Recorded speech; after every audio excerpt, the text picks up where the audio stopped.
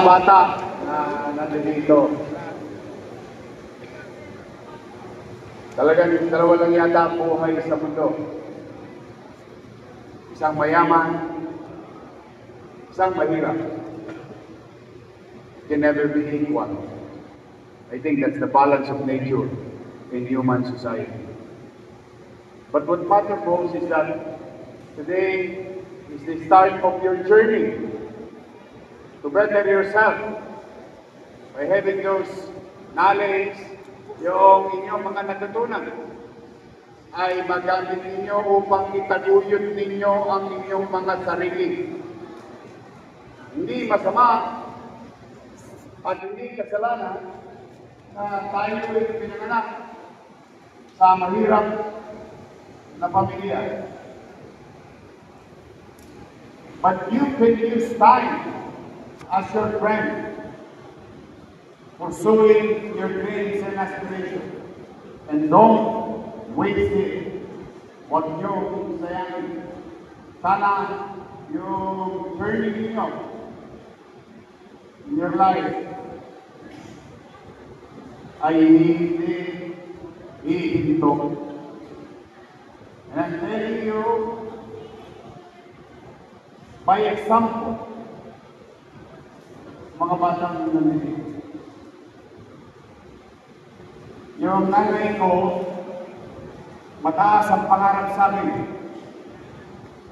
Ang sabi-sabi ng nanay ko, kailangan daw makatapos ako ng high school. That's the maximum. Sabi niya, maraming tawag ang luwa ng nanay ko, mga birthday yan. Sabi niya, pag ikaw nakasarating ng high school start kasi yung malaya. Sa mga taga-tondo, mga kampapan. Sabi niya, kapag ikaw tapos ang high school, at least hindi ka na mababasa na dyan yung pabaliktad.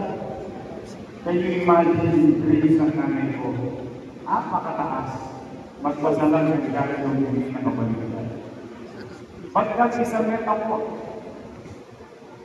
hindi naman ibig sabihin literally. Dahil yun lang ang kakayanin niya na i-provide sa akin. But I did not allow for myself. That's why I continue to pursue education. And it is only in our community, the only way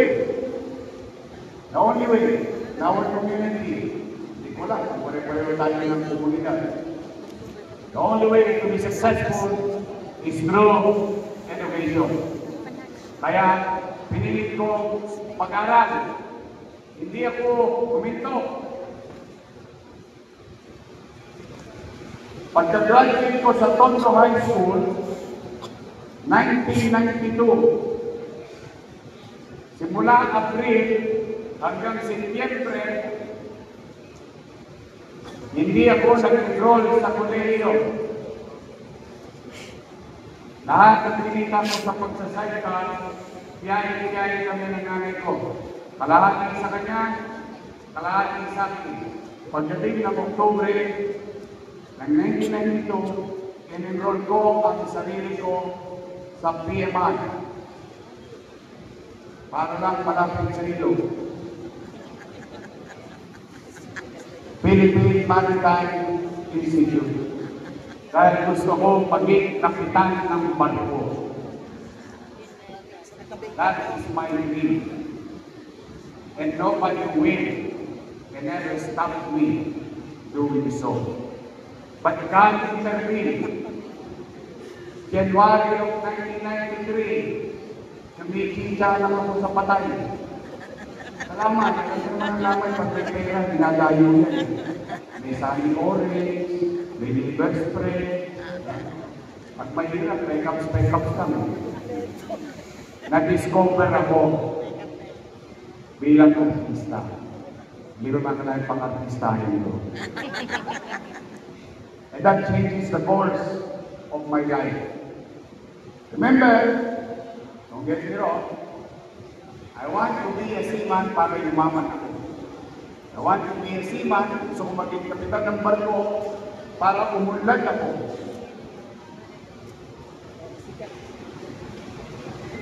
And the only way to achieve it is through education. Nothing more, nothing less. There's no other way but through education. But again, pinatag na po makapag-artista at umangal ng buhay. Noong magkonsihal ako, pero ba mga taga-tungkol rito? Mag-district 1. Yan, district 1. Yan, district 1. Noong magkonsihal ako, 23 anyos. Why? In my own little way, I want to give back to my community. Siyempre, nang magkitaan na nila dito, sarap buhay yan. Manyanda-nyanda ka na. Shopping na na. So, I really wanted to serve. Pero nakon siya ako after kong manalo. Salamat sa mga taga-Tondo. Kahit high school speakers ako, pinoto nila ako.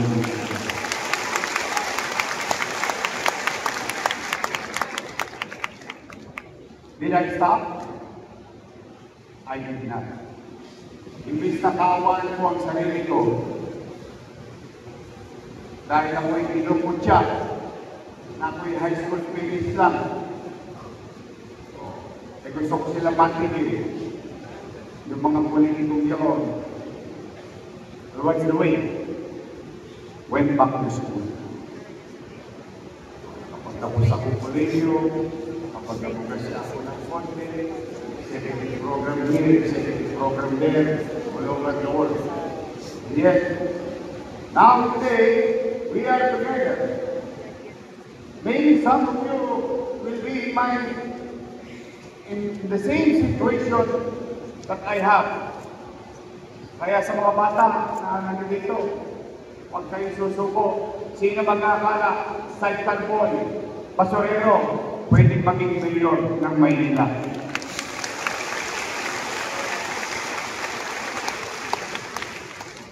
So, I think that is a message I wanted to send to each and every one of you.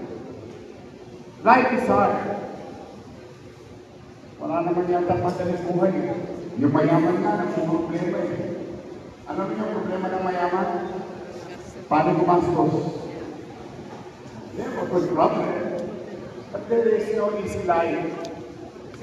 That's why yung mga bata, madadapa kayo ulit. Madadapa kayo ulit. May katiyakan yun. Pero don't count on those failures. Ang mahalaga, sa bawat pagkakadapa mo, bumabangon ka. At hindi ka napipigilan ni naman.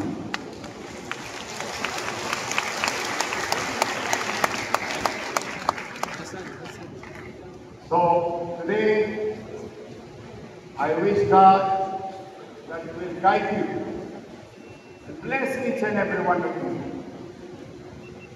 of blessings and opportunity.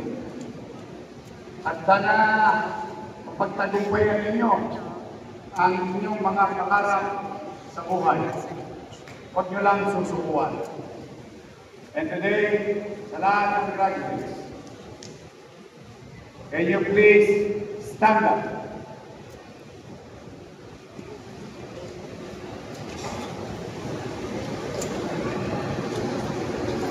In front of you is your teachers, principals, and educators.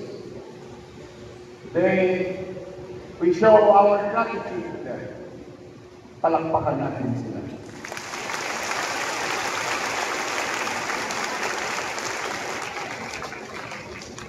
At harapin-harapin ang ating mga magulang.